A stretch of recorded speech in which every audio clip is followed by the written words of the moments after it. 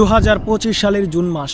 মধ্যপ্রাচ্য যখন আগুনে জ্বলছিল তখন কেউ ভাবেনি এই আগুন এত দ্রুত ছড়াবে। সেই আগুন শুধু সীমান্তের বালু ছুঁয়নি, ছুঁয়েছে কূটনীতি, ছুঁয়েছে আন্তর্জাতিক নিরাপত্তা, আর ছুঁয়ে ফেলেছে পারমাণবিক যুদ্ধের সংকেত। ইরান ও ইসরায়েলের মধ্যে ঘটে যাওয়া এই যুদ্ধ শুধু দুটি দেশের সংঘাত নয়, এটি ছিল বিশ্ব শক্তির এক ধরনের প্রতিদ্বন্দ্বিতা, যেখানে একদিকে ছিল আমেরিকার পরোক্ষ সমর্থন, অন্যদিকে ছিল ইরানের প্রতিরোধ ও প্রতিশোধের স্পর্শতা। কিন্তু প্রশ্ন হলো, কোন বয়ে আমেরিকা ইরানের সাথে যুদ্ধবিরতি করতে বাধ্য হয়েছিল? আর আমেরিকা যে বিশ্বের সবচেয়ে শক্তিশালী সামরিক শক্তি হিসাবে পরিচিত, সে কি কারণে এমন এক সিদ্ধান্ত নেই যে ইরানের সাথে আর কোনো যুদ্ধ নয়? কি এমন ভয় ছিল? আজকে উন্মোচন করব সেই রহস্য। তাহলে চলুন শুরু করা যাক আজকের এপিসোড। আর অবশ্যই চ্যানেলে নতুন হয়ে থাকলে সাবস্ক্রাইব করতে ভুলবেন না। এই যুদ্ধের আগুন চড়ানোর পেছনে লুকিয়ে ছিল বহু বছর ধরে জমে থাকা উত্তেজনা, একাধিক গুপ্তচর কাহিনী, বিজ্ঞানীদের নিখোঁজ হওয়া এবং মধ্যরাতে আকাশে দেখা দেওয়া অচেনা ড্রোন। সাম্প্রতিক এই যুদ্ধের পেছনে মূল ইস্যু ছিল ইরানের গোপন পারমাণবিক প্রকল্প, যার খোঁজ পেয়ে আমেরিকা সিদ্ধান্ত নেয় যে করেই হোক এই প্রকল্প ধ্বংস করতে হবে। কিন্তু এই সিদ্ধান্ত নেওয়ার আগে যুক্তরাষ্ট্র অনেক হিসাব নিকাশ করে, বিশেষ করে B2 স্পিড স্টেলথ বোমারু বিমান ব্যবহারের আগে CIA, NSA এবং মোসাদ একযোগে তথ্য সংগ্রহ করে। তারা জানতো ইরানের প্রকল্প মাটির নিচে এবং কংক্রিটের ঘেরাটোপে। তবু আমেরিকা চুপ থাকেনি। তারা ব্যবহার করে তাদের সবচেয়ে আধুনিক ভয়ঙ্কর অস্ত্র B2 স্পিড, একটি বিমান যার চেহারা রাডারে ধরা পড়ে না, শব্দ নেই, শুধু নিঃশব্দ। তাদের লক্ষ্য ছিল ইরানের পরমাণু স্থাপনাগুলোকে একেবারে গুড়িয়ে দেওয়া। কিন্তু বাস্তবতা ছিল ভিন্ন।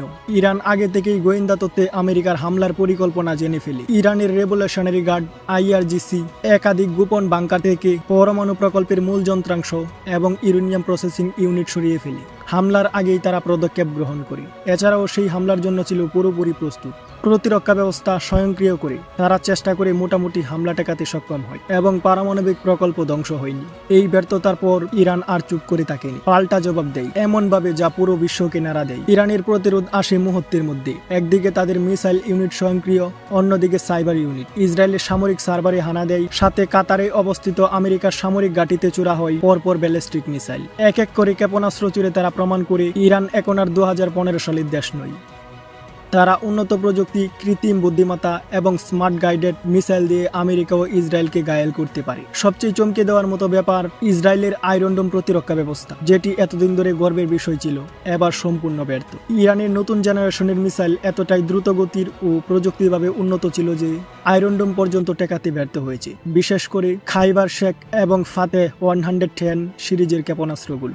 সেগুলো এমন কোণ ও গতিপথে চূড়া হয় যা আয়রন ডোমের রাডার পর্যন্ত শনাক্ত করতে পারে।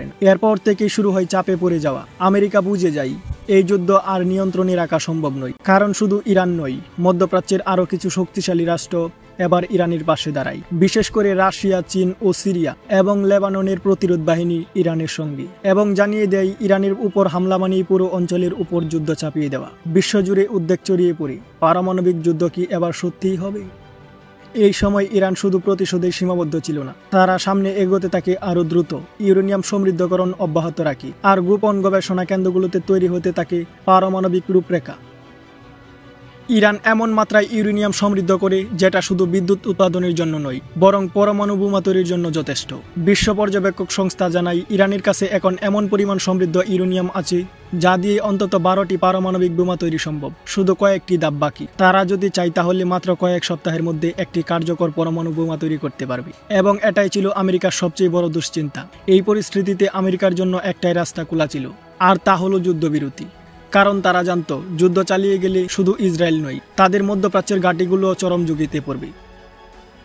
তাদের আরেকটি চিন্তা ছিল, যদি ইরান পুরোপুরি পারমাণবিক ক্ষমতা অর্জন করে তবে ভবিষ্যতে তাদেরকে আর কেউ থামাতে পারবে না। তাদের পাশে দাঁড়াবে রাশিয়া ও চীন, এবং সেটা হবে বিশ্বের শক্তির ভারসাম্যের এক বিরাট বিপর্যয়। তাই এই মুহূর্তে যুদ্ধ চালিয়ে যাওয়া মানে নিজের পায়ে নিজে কুড়াল মারা। তাই বাধ্য হয়ে আমেরিকা যুদ্ধ বন্ধ করে। এই যুদ্ধের শেষ মানে কোনো পক্ষের জয় নয়, বিশ্ব শান্তির জন্য একটি সতর্কতা।